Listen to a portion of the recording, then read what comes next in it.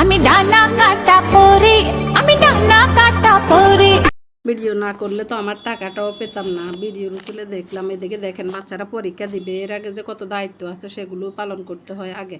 এদিকে ভাগ্নিকে জামা বানিয়ে দিয়েছি, ভাগ্নি তো এত খুশি যা বলার বাইরে, পরীর মতো লাগছে আমার কিউট ভাগ্নিকে। এদিকে দেখেন আমার ভাগ্নি কাজও ব্যস্ত। আসসালামু আলাইকুম এভরিওয়ান, আশা করি সকলে ভালো আছেন। আমিও আলহামদুলিল্লাহ ভালো আছি। মাথায় টেনশনের বোঝা, বাচ্চাদের পরীক্ষা, 2 মাসের বেতন একসাথে দিতে হবে, নভেম্বর ডিসেম্বর, তো অনেক টাকা। 2 মাসের মেয়ে তো অনেক বেশি টাকা লাগবে, তো 2 মাসের এখানে নিলাম পরীক্ষার ফি সহ। তো ব্যাংকে চলে গেছি ভাগ্নিকে নিয়ে। আমার কিউটি ভাগ্নি দেখেন, আমি ভিডিও ওনাকে বেতন দিব যে আমি টাকা বের করছি, আমার টাকা যে পড়ে গেছে এটা আমিও জানি না। তো ও ভিডিও করতে গিয়ে দেখে আমার টাকাটা নিয়েছে, কারণ ব্যাংকে কোনো লোক ছিল না তখন।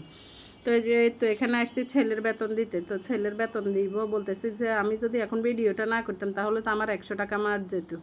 তো আসলে হকের যে টাকা কখনো ওইটা বিফলে যায় না, এটা আমি অনেক প্রমাণ পাইছি। তো আমরা বেতন দিয়ে এই তো বের হয়ে যাচ্ছি মামি ভাগ্নি আর মামি ভাগ্নির আমাদের আজকের দিন। আমার ভাগ্নি আমার সাথে গেছে। তো সারা জীবন শুনছি মামা ভাগিনা যেখানে শয়তান সেখানে, এখন মামি ভাগ্নির দিন। তো মামি ভাগ্নি তো বের হয়ে গেছি। আর আমার টাকা, আমি আরও একবার আমার 500 টাকা হারাই গেছে মেয়ের স্কুলের সামনে।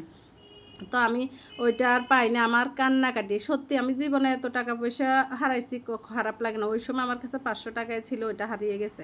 তো বলছি যে ওইটা যদি আমার স্বামীর হকের টাকা হয় আমি একদিন না একদিন পাবো। ঠিক পরের দিন আমি ওইখানে স্কুলে গিয়ে গল্প করতে করতে বলছি, তো একজন বলতেছে যে আমি 500 টাকা পাইছি এখানে কালকে এই দোকানের সামনে, তখন দিয়ে দিছে। তো আমার আসলে দেখছেন জিনিসটা আমি পেয়ে গেছি না, হক হালালের টাকা কখনো বিফলে যাবে না। তো এদিকে ভাগ্নি আসলাম, মামি ভাগ্নি এসে ভাগ্নি আমাকে অনেক কাজে হেল্পও করছে। রসুন নিয়ে আসছিলাম, এগুলো বেছে দিচ্ছে। ওর মাকে বলছে যে আম্মু তুমি ঘুমাও, তোমার শরীর অসুস্থ, আমি কাজ করে ফেলবো।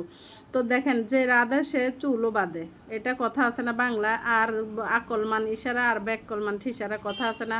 আমারগুলোর এত হুঁশ হয় নাই, কিন্তু আমার ভাগ্নি মাশাল্লাহ ও নিজেকে সবগুলো কাজ গুছিয়ে নেয়, কাপড় ধুয়ে ফেলে, নিজে গোসল করে, নিজের সব যত্ন নেয়। আর দেখেন চুলগুলো প্রাকৃতিকভাবে একদম কালার করা, ওর চুলের পিছনে কোনো টাকা খরচ করতে হবে না, লাল লাল চুল। এই তো ভাগ্নি অনেক পছন্দ করছে, আমি এই জামাগুলো বানিয়ে দিচ্ছি অনেকগুলো জামা।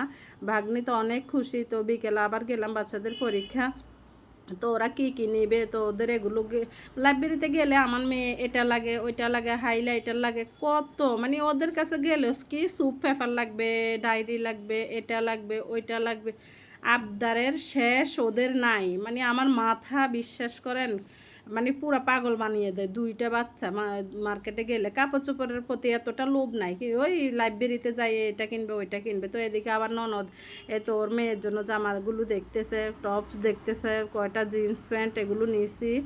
তো এই তো জামাগুলোও পছন্দ হয়েছে, দামাদামি করতেছি। তো দেখে ভালো লাগছে, এর জন্য আসছি। তো আসার সময় দেখেন সমোসা, রোল এগুলো নিয়ে আসছি প্যাকেট করা।